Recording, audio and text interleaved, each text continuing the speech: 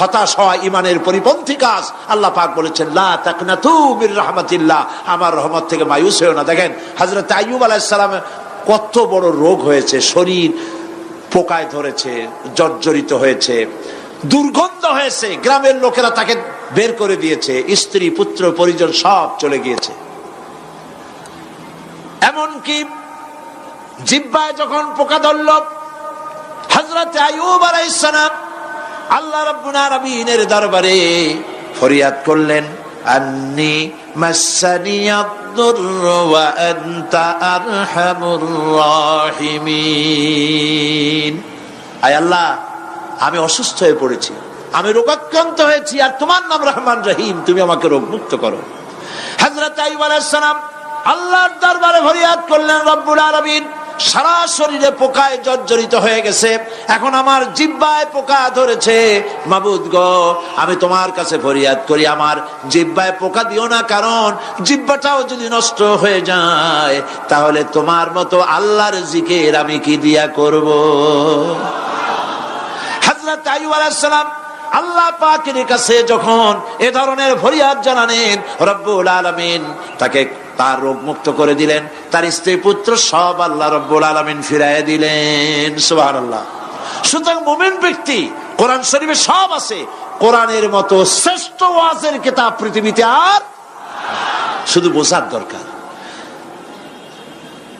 বিপদে যত বড় বিপদ আসুক, কোন বিপদে মুমিন ধৈর্য হারাবে না।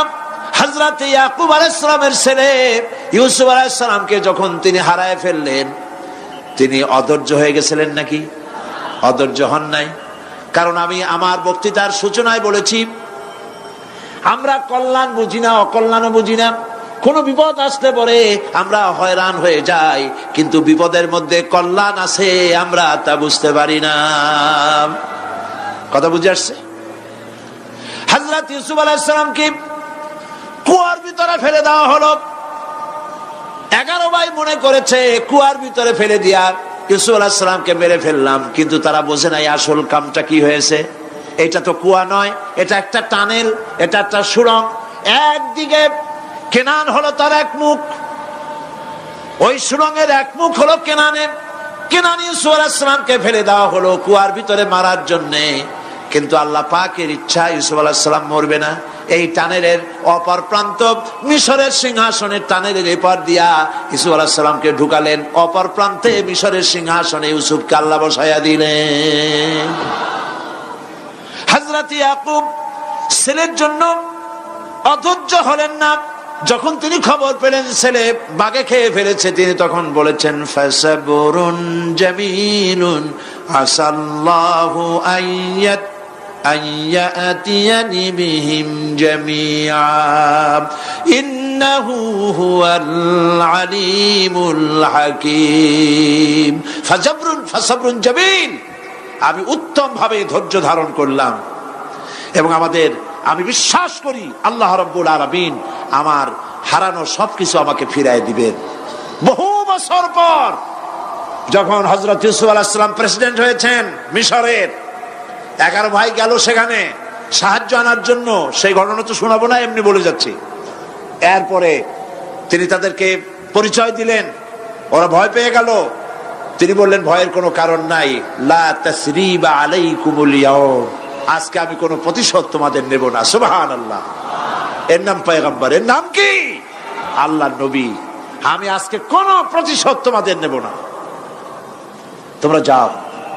পিতার অবস্থা তিনি জানলেন, কাঁদতে কাঁদতে পিতার চোখ দুটো নষ্ট হয়ে গেছে। ইয়াকুব আলাইহিস সালাম, হযরত ইউসুফ আলাইহিস সালাম বললেন, যাও। নিজের জামাটা খুললেন, গায়ের জামা খুলে বললেন, ভাইরা আমার এই জামা নিয়ে যাও, আর আমার আব্বার চোখের উপরে এই জামাটা রেখে দিও। ছেলেরা যখন হযরত ইউসুফ আলাইহিস সালামের জামা নিয়ে মিশর থেকে রওনা করেছে, গল্প নয়, উপন্যাস নয়, আল্লাহ পাক এই কোরআন শরীফে সূরা ইউসুফে বলেছেন, জামা নিয়ে মিশর থেকে রওনা করেছেন। কোথায় মিশর আর কোথায় কেনান? কেনানে বসে হযরত ইয়াকুব আলাইহিস সালাম বলছেন, তোমরা যদি আমাকে মতিভ্রম পাগল যদি মনে না করো, তাহলে একটা কথা বলি, আমার নাকে এখন আমি ইউসুফের গন্ধ পেতেছি। সুবহানাল্লাহ। তোমরা যদি আমাকে মতিভ্রম না করো তাহলে আমি বলি আমি কিন্তু ইউসুফের গন্ধ পেতেছি। সুবহানাল্লাহ। হযরত ইউসুফ আলাইহিস সালামের জামা এনে ভাইরা যখন হযরত ইউসুফের চোখের উপরে রেখে দিলেন, হযরত ইয়াকুবের দুটো চোখ সাথে সাথে আল্লাহ ভালো করে দিলেন। ফাসবরুন জামিল, ধৈর্য ধরো।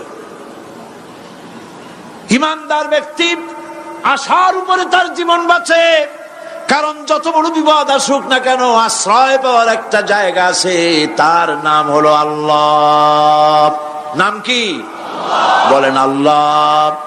সবাই বলেন আল্লাহ আল্লাহ আল্লাহ আল্লাহ।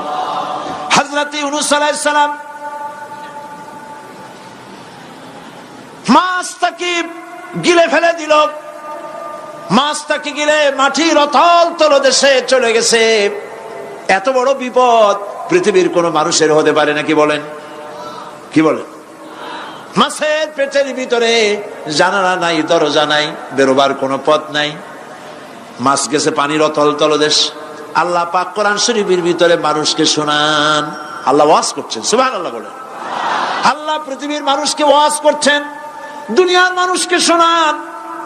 আমার ইউনূস তো ধৈর্য হারা হয় নাই। ওয়াযান্নুন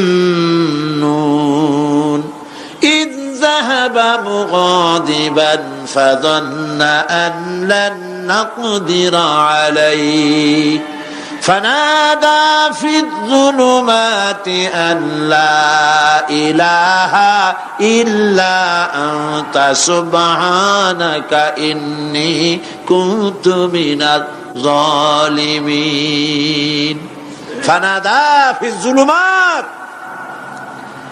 জমায় কাসির, ত্রিবিধ অন্ধকারের ভেতর থেকে হযরত ইউনূস আলাইহিস সালাম চিৎকার মারলেন। মাছের পেটের অন্ধকার, পানির অন্ধকার, রাতের অন্ধকার, ত্রিবিধ অন্ধকারের ভেতর দিয়ে মাছের পেটের মধ্য দিয়ে ইউনূস আলাইহিস সালাম চিৎকার মারলেন। অধৈর্য হন নাই, হার্ট ফেল করেন নাই। তিনি বলছেন, পড়েন আমার সাথে, লা ইলাহা ইল্লা আনতা সুবহানাকা ইন্নী কুনতু মিনাজ জালিমিন। তুমি ছাড়া কোনো ইলাহ নাই, কোন পোষ্য নাই, মাবুদ নাই, তোমার পবিত্রতা ঘোষণা করছি, আমি জালিমদের অন্তর্ভুক্ত হয়ে গেছি। ইউনূস আলাইহিস সালাম যখন কাঁদতেছিলেন, আল্লাহ রাব্বুল আলামিন সেই কান্না শুনেছিলেন কিনা? বলেন, শুনছিলেন কিনা? শুনতে পেয়েছিলেন কিনা? পানির ভিতরে কেউ শোনে নাই, মাছের পেটের ভিতরে ইউনূস আলাইহিস সালাম কিভাবে চিৎকার করছেন, মাছের পেটের ভিতরের আওয়াজ পানির ভিতরে কেউ শোনে নাই, জমিনের কেউ শোনে নাই, অন্তরিক্ষে কেউ শোনে নাই, সাত আকাশের ভিতরে কেউ শোনে নাই, কিন্তু আরশে আজিমের মালিক আল্লাহ রব্বুল আলামিন শুনতে পেয়েছেন। সঙ্গে সঙ্গে রব্বুল আলামিন জবাব দিলেন, ফাস্তাজাবনা লাহু ওয়া নাজ্জাইনাহু মিনাল গাম্মি ওয়া কাযালিকা নুনজিল মুমিনিন। পড়েন, ফাস্তাজাবনা লাহু ওয়া নাজ্জাইনাহু মিনাল গাম্মি ওয়া কাযালিকা নুনজিল মুমিনিন। আমি ইউনূসের ডাকের জবাব দিলাম। কে বলতেছেন? বড় করে বলেন, কে বলছেন? আল্লাহ। সুবহানাল্লাহ। আপনারা কি ভয় পাইছেন?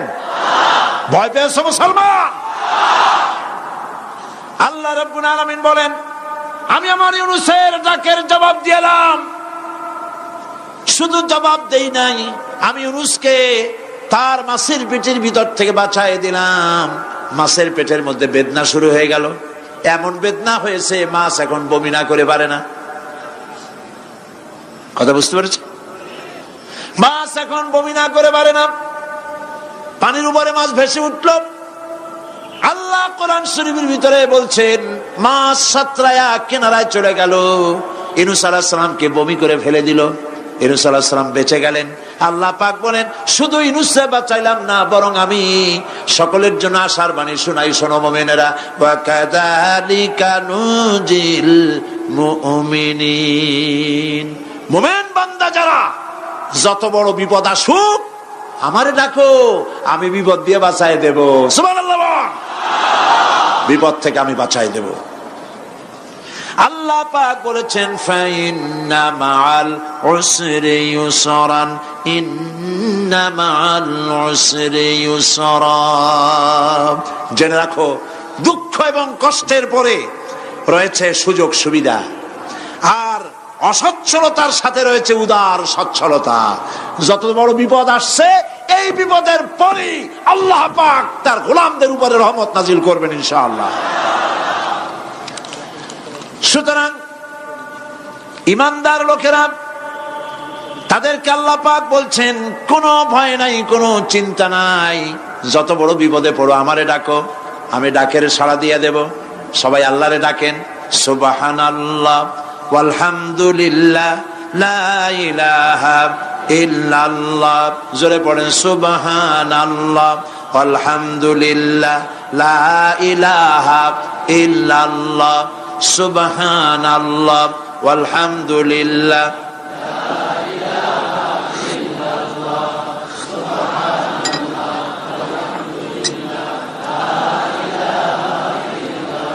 লা ইলাহা ইল্লাল্লাহু মুহাম্মাদুর রাসূলুল্লাহ। আল্লাহর উপর ঈমান আনলে যত ফায়দা হয় এত ফায়দা দুনিয়ায় কোথাও নাই। সুবহানাল্লাহ। আল্লাহর উপর ঈমান আনার ৫ম নম্বরের ফায়দা কয়টা বলছি? 5টা বলছি। আপনাদের অসুবিধা হচ্ছে নাকি? তাড়াতাড়ি শেষ করতেছি। 6টা বলবো, এ হলো ৫ম নম্বর। তারপর আমরা দোয়া করব। দোয়ার দরকার আছে কিনা এই সময়? ৫ম নম্বরে আল্লাহর উপর ঈমান আনলে পরে আরেকটি বড় ফায়দা, সেটা হলো কঠিন এবং কঠোর বিপদে আল্লাহ পাক তার মধ্যে অবিচলতার এবং ধৈর্য ধরার তৌফিক দিয়ে দেন। সুবহানাল্লাহ। যত বড় বিপদ আসুক সেই বিপদে মুসিবতে আল্লাহ পাক মুমিনদেরকে আল্লাহর উপরে নির্ভরতা শিখায় দেন। সুবহানাল্লাহ। কারণ মুমিনদের জানা আছে যে ঈমানদারদের বিপদ নতুন কিছু নয়, একেবারে আদম আলাইহিস সালাম থেকে শুরু হয়ে আসছে, ঠিক কিনা? আদম আলাইহিস সালামের বিপদ হয় নাই? আদম আলাইহিস সালামের বিপদ কি? শয়তান। তার বিপদ কি? শয়তান ছিল বিপদ। প্রত্যেক নবীর সময়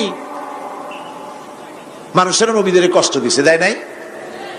বিশ্বকবি ইকবাল বলেছেন, সতীজা কা রহা হ্যায় अज़ल से ताइम रोज, सतीजा का रहा है अज़ल से ताइम रोज, चरागे मुस्तफा भी से शरारे बुलहबीस। আবহমান কাল থেকে শুরু করে মুহাম্মদ সাল্লাল্লাহু আলাইহি ওয়াসাল্লামের চারাগকে, নূরকে, ঈমানকে, ইসলামকে নিভায়ে দেওয়ার জন্য আবু জাহেলের গোষ্ঠীরা চিরকাল চেষ্টা করেছে। সব চেষ্টা কর্পূরের মতো উড়ে গেছে, মুহাম্মদ সাল্লাল্লাহু আলাইহি ওয়াসাল্লামের চারাগ টিম টিম করে জ্বলতে রয়েছে। আল্লাহ পাক বলছেন, ইউরিদুনা লিইউতফিউ নূরাল্লাহি বিআফওয়াহিহিম ওয়াল্লাহু মুতিম্মু নূরিহি ওয়ালাউ কারিহাল কাফিরুন। ওরা চায় মুখের ফু দিয়া, কারা? কাফেরেরা। ইসলাম সহ্য করতে পারে না যারা, ওরা চায় মুখের ফু দিয়া আমার আলোটাকে নির্বাপিত করে দেবে। আল্লাহ পাক বলেন, ওয়াল্লাহু মুতিম্মু নূরি, আমি আমার নূরকে পূর্ণতা দান করব, তাতে কাফির বেঈমানদের মনের ভিতরে যত জ্বালা হোক, যন্ত্রণা হোক, ওদের কলজা যত পুড়ুক, ইসলাম তার বিজয় পতাকা নিয়ে উড়বেই, কেউ ঠেকাতে পারবে না। আল্লাহ রাব্বুল আলামিন, আল্লাহ পাক বলছেন, ওয়াকাযালিকা জাআলনা লিকুল্লি নাবিয়্যিন আদুওয়াম মিনাল মুজরিমিন। আর এমনি করে আমি সকল নবীর শত্রু বানিয়েছি সব পাপিষ্ঠ অপরাধ প্রবণ লোকদের। শুনছেন কথা? শোনেন নাই? আল্লাহ পাক বলছেন দুনিয়ার সব নবীদের তাদের জন্য আমি শত্রু বানাইছি। কাদেরকে? যারা সব থেকে বেশি পাপিষ্ঠ, অপরাধ প্রবণ, এরা হচ্ছে নবীর দুশমন। এরা সব নবীদের সাথে দুশমনি করেছে। আজও দেশের আলেমদের সাথে দুশমনি করে সবচাইতে বড় পাপিষ্ঠরা। এটা কোরআন। এটা কি? কোরআন। জোরে বলেন এটা কি? আল্লাহ রাব্বুল আলামিন বলছেন ওয়া কাযালিকা জাআলনা লিকুল্লি নাবিয়্যিন আদুওয়াম মিনাল মুজরিমিন। সব পাপীরা, পাপিষ্ঠরা আমার দ্বীনের দাওয়াত যারা দেয় তাদেরকে জীবনের দুশমন মনে করে। কেন? শোনেন, আমি কারো আওয়াজ শোনাচ্ছি? কারো আওয়াজ শোনাচ্ছি? আমার আল্লাহর আওয়াজ। অপরাধটা কি? নবীদের বিরুদ্ধে, নবীর ওয়ারিস ওয়ারাসাতুল আম্বিয়া কারা, তো তাদের বিরুদ্ধে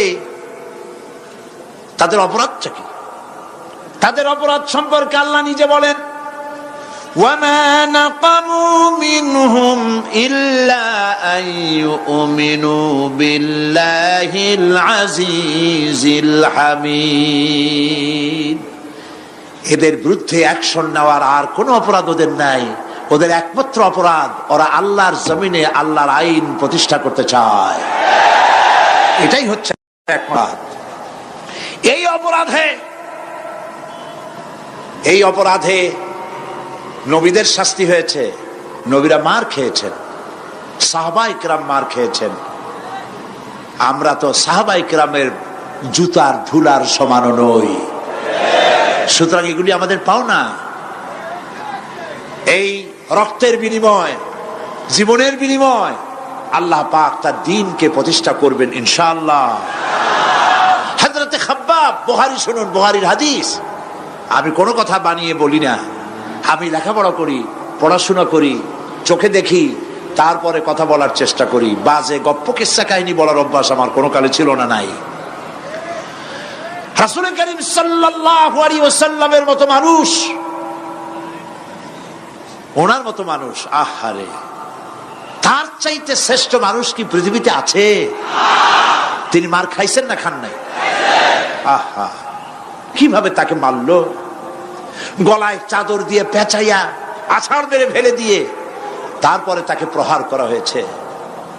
আবু জাহেল মেরেছে, বেহুশ হয়ে গেছেন হুজুর। হযরত হামজা তখনও কাফের ছিলেন।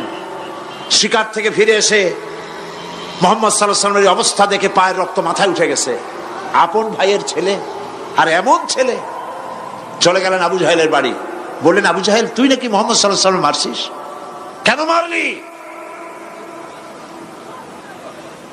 তিনি তো ভালো কথাই বলেন, সব সময় বলেন সত্য কথা বলো, মানুষের উপকার করো, এতিমকে আশ্রয় দাও। এত সুন্দর সুন্দর ভালো ভালো কথা বলেন, তার মতো ভালো মানুষ তো দুনিয়ায় দেখি নেই। মারলি কেন? তুই কি মনে করছিস যে আব্দুল্লাহ মারা গেছে বলে এতিম হয়ে গেছে মুহাম্মদ সাল্লাল্লাহু আলাইহি ওয়াসাল্লাম? তোর মনে রাখা উচিত আব্দুল্লাহ মারা গেছে, হামজা মরে নাই। হযরত হামজা ধনুক বাইর করলেন, এক বাড়ি মারলেন মাথার উপরে, মাথা ফাটা রক্ত বেরিয়ে গেল। হামজা হন হন করে হেঁটে এলেন রাসূলের কাছে। হুজুরের অসুস্থ দেহ মোবারক কোলে উঠায় নিয়ে বললেন, বাবা, তার মস্তক মোবারক কোলে উঠায় নিয়ে বললেন, আমি আবু জাহেলের মাথা ফাটিয়ে রক্ত বের করে দিয়ে এসেছি, তুমি একটু খুশি হও। হুজুর বললেন, চাচা, কার মাথা ফাটাইছেন, কার রক্ত বের করেছেন, এই কথা বলে তো আমাকে আপনি খুশি করতে পারবেন না। তিনি বললেন, বাবা, তুমি কি হলে খুশি হও? তিনি বললেন, আমি খুশি হই চাচা, তোমার মুখে যদি একটা বার আমি ঈমানের কলেমা শুনতে পাই। হযরতে হামজা বললেন, মুহাম্মদ সাল্লাল্লাহু আলাইহি ওয়াসাল্লাম, আমার বুঝতে মোটেও কষ্ট হয়নি, তুমি কোনো সাধারণ মানুষ নও। সাধারণ মানুষের প্রতিশোধে তুমি বিশ্বাসী হতে, খুশি হতে, প্রতিশোধে বিশ্বাসী হওনি। তুমি অবশ্যই আল্লাহর নবী। আমি আল্লাহকে সাক্ষী রেখে, আমি তোমাকে সাক্ষী রেখে ঈমানের কালেমা ঘোষণা করছি, লা ইলাহা ইল্লাল্লাহু মুহাম্মাদুর রাসূল।